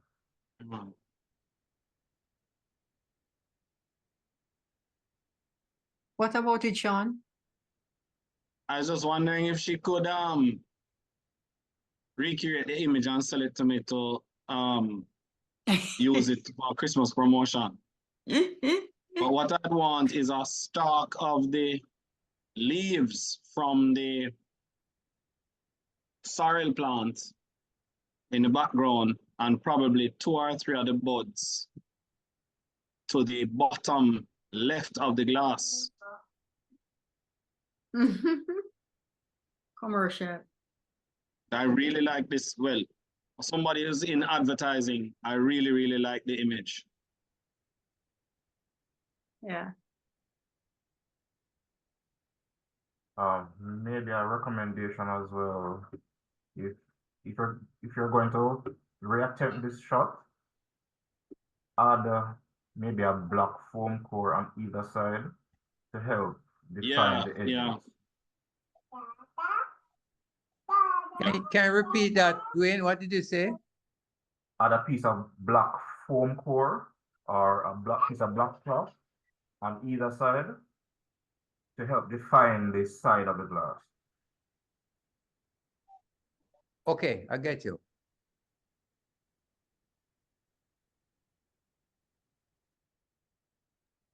Are those real ice cubes? Yes, they are. From what I'm seeing, yes, they are.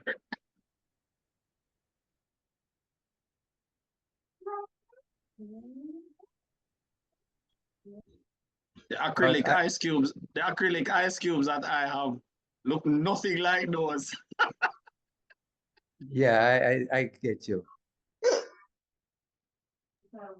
So from a beverage photographer that I follow, he has this chest of ice shards and cubes, and like one shard is like $100 US.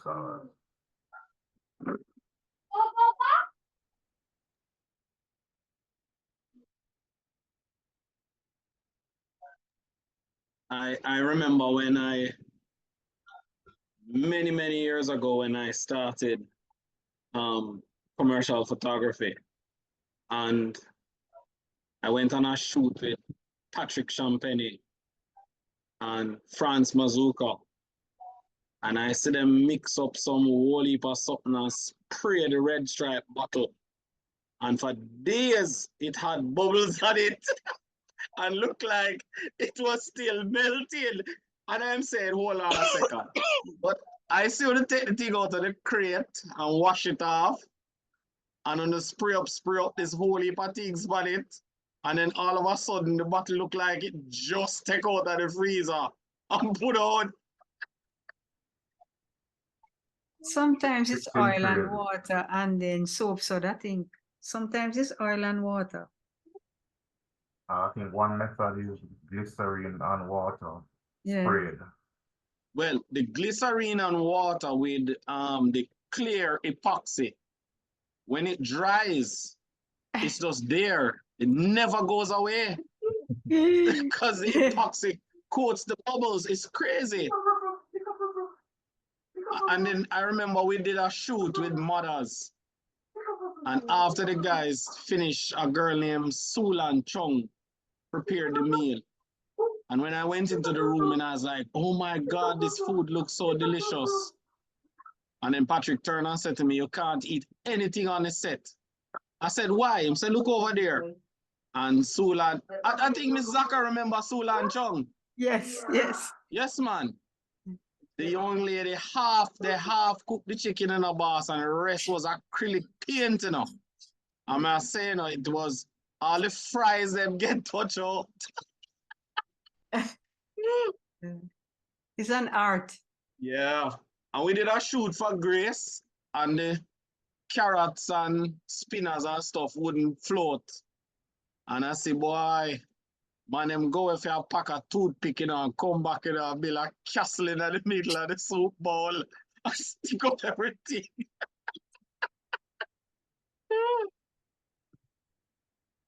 we may need to ask France to pass through one of the days and show us how to do those magical things. Face to face is going to be better to do that. Yes, yes, definitely. It's a lot of work.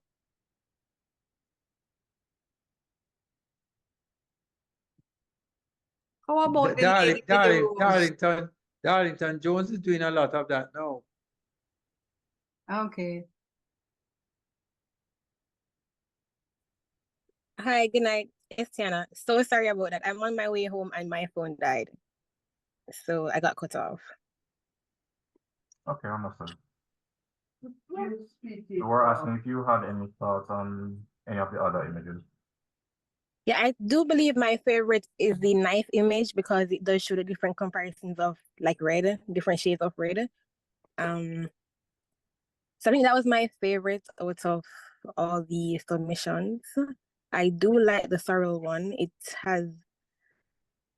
has some personality because then you can also think about, hey, where does sorrel come from? It makes you think about Jamaica, it makes you think about Christmas, it makes you think about the color red. And as you zoom in, you can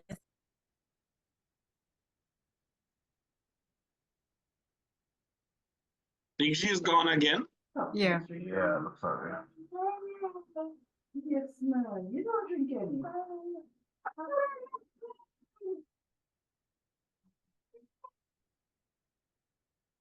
How about the lady with the red rose, red lipstick, and red earrings? Any comments on that?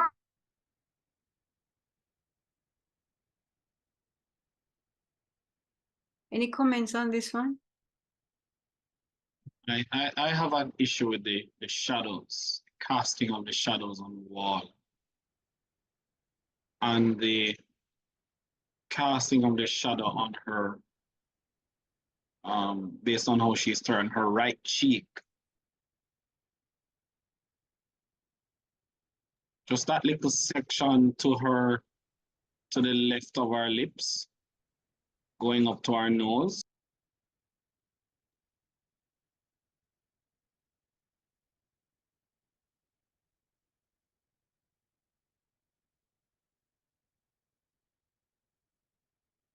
Does the volume of red, is the volume of red in this picture equal to the rest of the image, the skin tone, the background color? Do you think there is a fight for the red in here?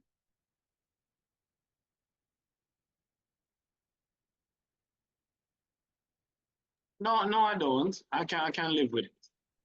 I can live with it. The only issue I have is, as I said, the shadow to the back of the ears, that is casting on the wall, and that section of her cheek extending from the lips up to the nose.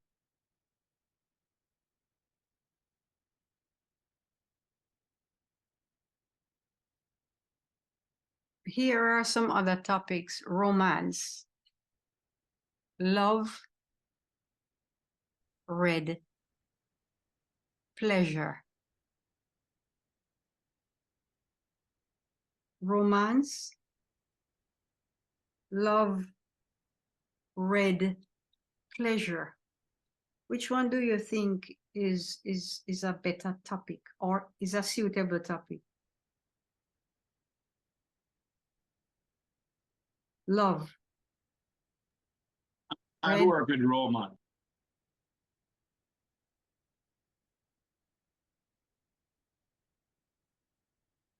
Anybody else?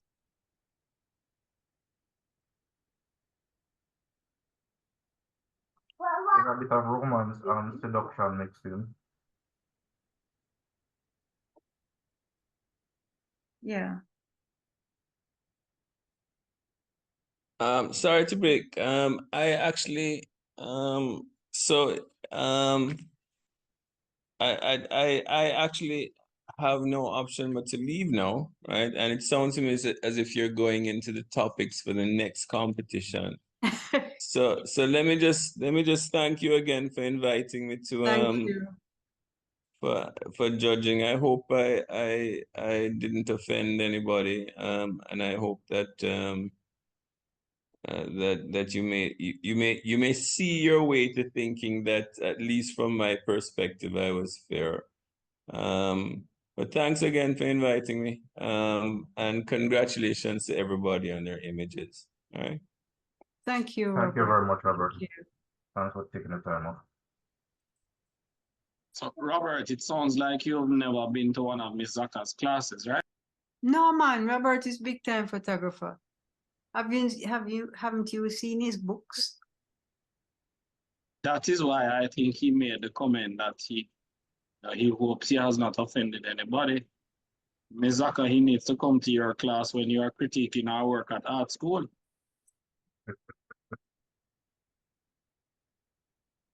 Is that right? Thank you, Robert. You did a good job. All right, guys. All the best.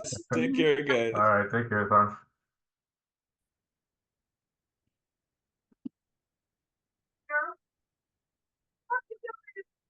Go up a little bit, doing, let me see, another one. No. What about the Christmas? The bloom, the red leaves. What about this one, guys?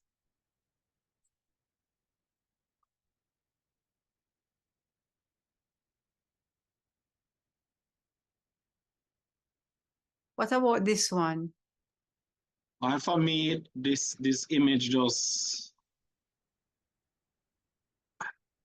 I can't find a point of focus. Would you have cropped it and kept the top right or top left?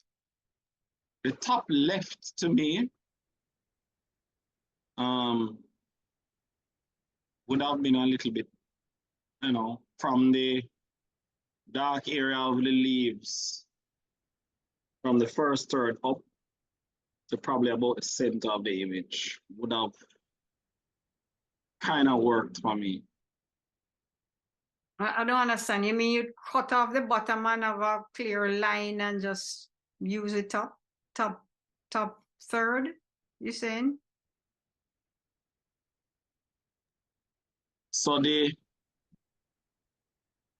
top left-hand quarter of the image, okay, for me. So chop it down the middle, mm-hmm, and then chop it right under those two black leaves that are in focus. I would have used that section. okay. Do you think that there is a balance between the red areas and the black? You think they're equal, visually equal, or you think the black is more than the red? For me, the black is a little bit heavy on the eyes.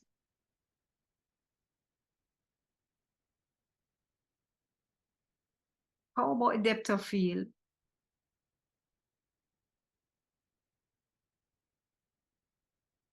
Is the bottom left a little detracting? For anybody else?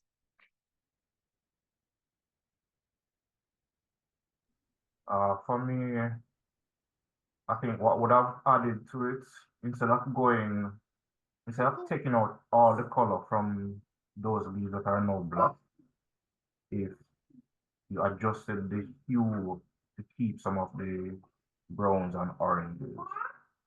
So it shows a degradation from the red. From the red down to that fading brown.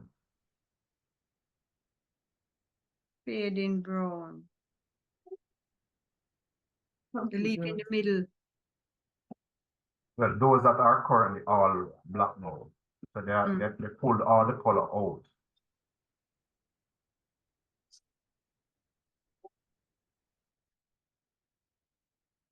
So as you speak, I'm just putting up a piece of cardboard in front of the screen and I'm trying to do a little crop. I see what you mean. I see what you mean. Anybody else?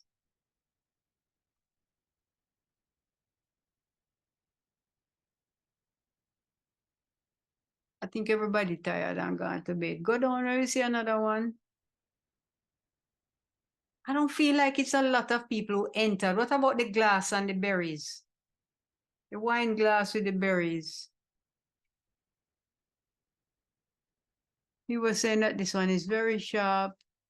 The top right-hand corner was a little bit problematic. So based on what you know?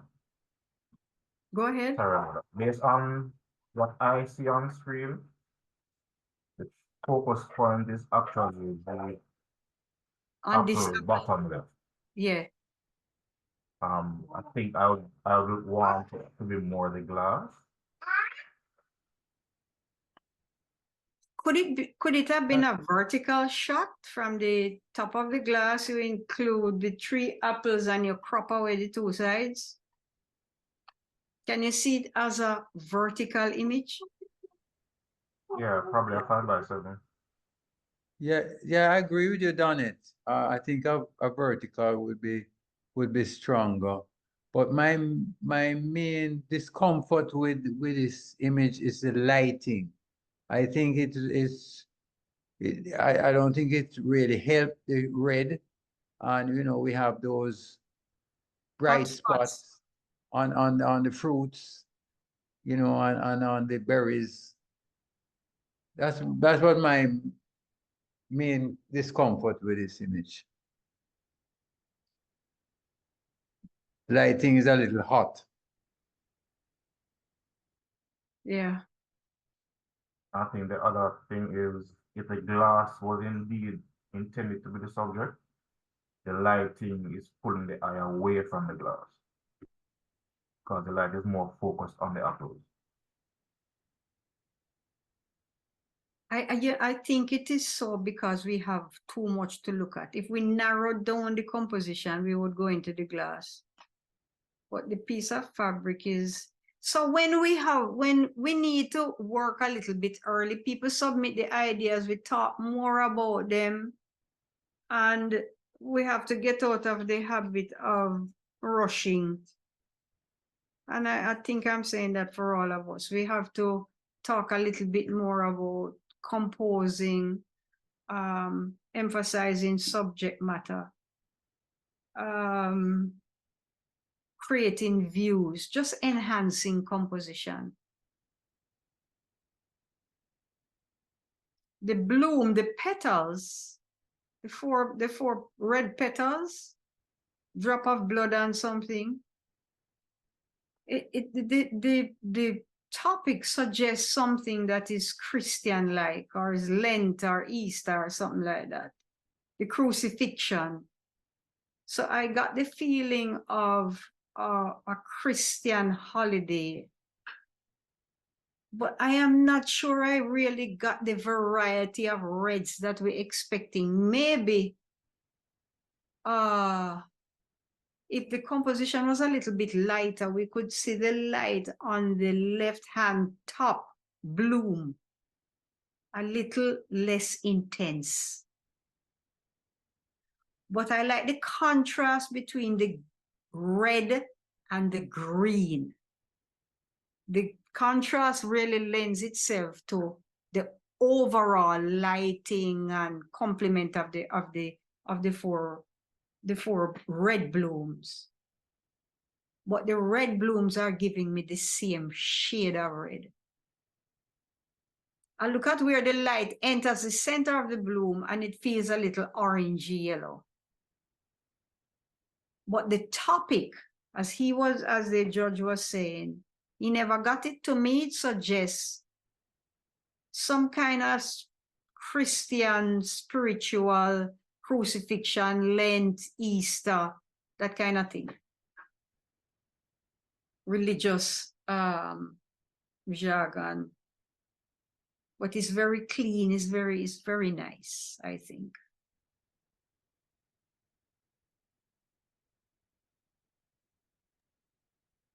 I understand why Paulette selected her girl. It's festive and it feels almost red, but the the umbrella and the background and so on kind of took away from the red.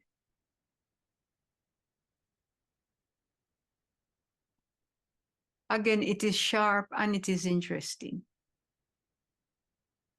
So in this case, the yellow competes with the red? I think so. The yellow of the umbrella and the white of the backdrop is almost a third of the composition. It is competing with the red of the background and the red in our dress. The tree has shades of red. It's kind of pink. Well, if you were to close one eye and look at it, the white of the background, the white that she's standing on, and the orange, which is a little bit more than a third of the composition, is really taking away from the red, the volume of red. It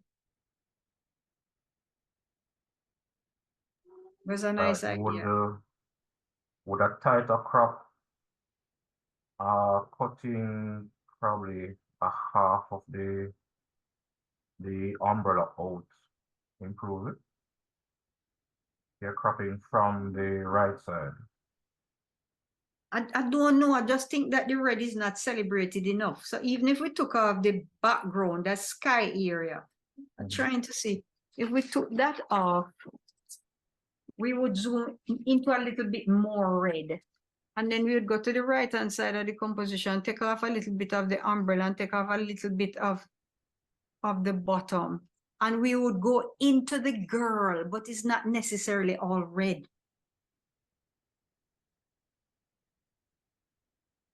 Come up with the bottom. Come up. A little better here. Yeah. Yeah. Yes. Much better, I think. Okay.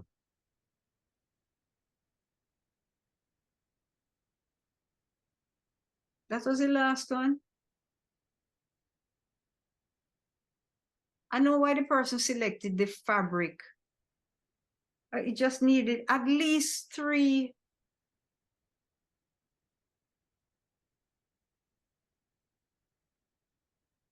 Fabric could have been the last one. Person was celebrating hues of the color.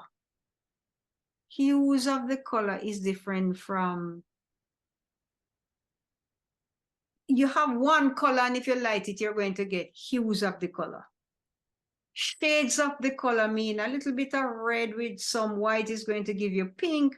A little bit of red with some blue is going to give you purple, but the purple can lean a little bit more towards the red. Have you ever heard of a color wheel? Guys, you've heard of a color wheel? It's something to examine. So you understand how shades of a color work, hues of a color work, mixing colors. Belinda's idea was a very good example. So while you have this red in here and you have lighting, it's not attractive because there's no story to it. It's just an easy way out. So you want to make us think, see more into the composition. All right. Any other thoughts, comments?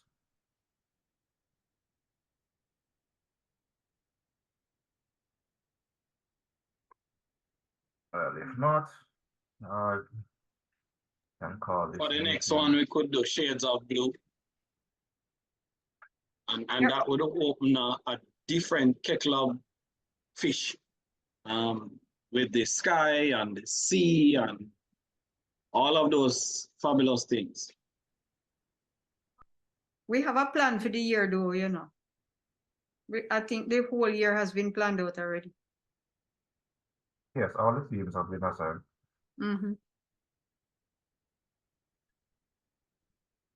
That one can be added for 25. All right, thanks again, everyone, for coming and sharing your thoughts and your images. It was a good selection. Still looking for more submissions to increase the count, but congratulations to those who have submitted and those who scored in the high ranks. Do have yourself a wonderful evening, and I bid you adieu. Thank you. Good night, all. Good night. Night, night. Everyone.